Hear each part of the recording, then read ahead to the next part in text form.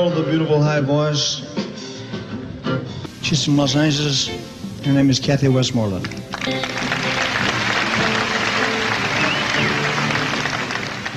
So let's go to Kathy Westmoreland's book, what I promised about that I'd be talking about. So this book is really hard to find. I'm just looking at some stuff off here because I want to make sure I remember the details exactly rather than saying and like think about it.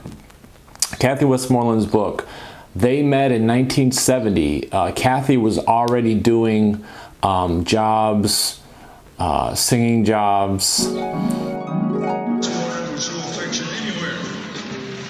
Kathy Westmoreland.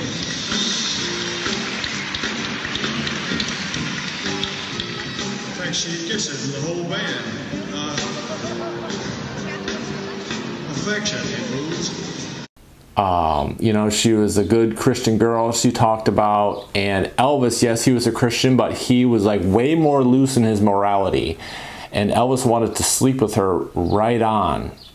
I mean, he wanted to, but he like waited for her till she was ready. But Kathy felt uncomfortable about that because, you know, her morals and, should I do this or not? Eventually she did. So they had a love affair for like 1 year, and she said something that irritated Elvis. This actually just came to mind. I wasn't going to talk about it, but she said something. They were getting in an argument because Kathy was getting insecure that Elvis was just going to drop her anyway. And so she was kind of like creating things in her head, like little insecurities. And Elvis was sitting on the bed in his suite. I think it was in Las Vegas, or maybe it might have been in California, because Elvis would have her visit because she did work in California. And she said she got up and she was mad about something, and she mentioned the name Gladys something, not knowing that that was his mother's name. And he just sat in bed like clenched. She said whenever he got mad, he would just like clench his jaw, and he's like, that was my mother's name. She's like, I'm sorry, Elvis. I didn't even know that was your mom's name. I forgot what it was. It's not that important. But after that happened, she said Elvis changed towards her. He got offended, I guess. And he told her later on when they were in Vegas, he's like, it's time to go back to your room. Like, so she knew, like, I guess this is it. Now, they stayed close after that, and they would talk in Elvis's suite a lot, but and I think sometimes she would actually stay the night, but they wouldn't like do sexual things anymore for the most part. So I want to talk to you about the first recording session that she was in with Elvis. The first one she was able to make, it was at Stax Studio, Memphis, and she says that she really was surprised how run down it was. It was like in the ghetto of Memphis. And she said there was like wire, like gates all around, like barbed wire at the top. The studio did not look good at all on the inside. It wasn't pleasant, you know. It was like, and there was a slanting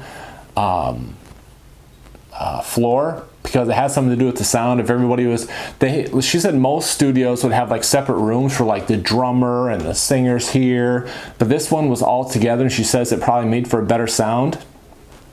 But the floor went downhill, so I guess the actual musicians and the singers, like they didn't interrupt the sound waves. She said whatever the reason, it worked.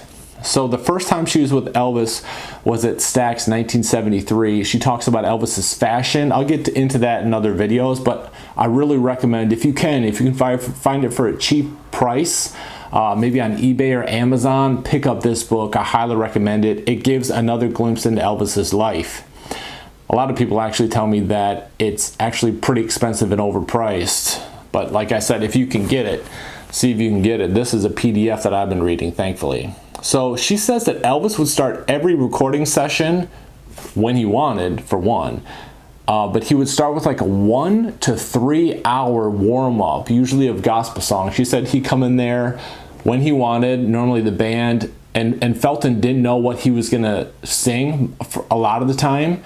But in the few times where they actually did know what Elvis was going to sing, they would rehearse prior to him getting there. So they would just like listen to the record and just get their parts right, so when Elvis got there, they were ready to record.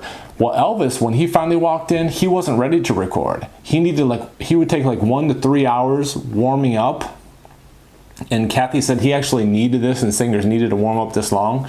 But Felton was always worried about how long Elvis was in there without recording anything, because she said that it would just cost so much money, like studio time money.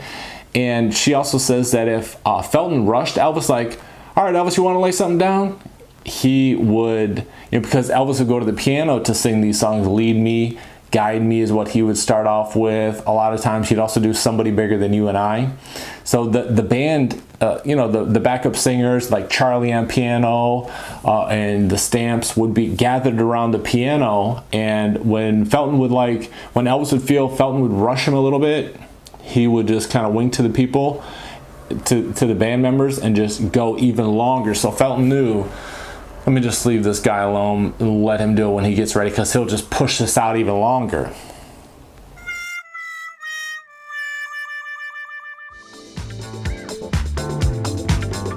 Subscribe.